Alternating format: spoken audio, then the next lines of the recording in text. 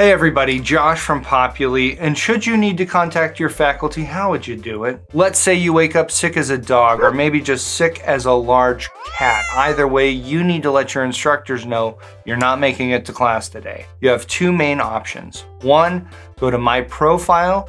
You'll see the option to email faculty right over there on the left.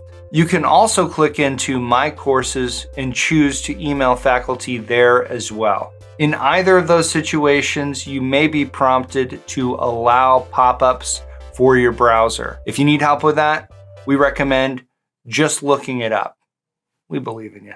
Is email your only option? It might not be. You can check that out on the faculty person's profile. You can search for your faculty up here and then click on the result, or you can go to your course and then to the syllabus tab and click on the faculty there.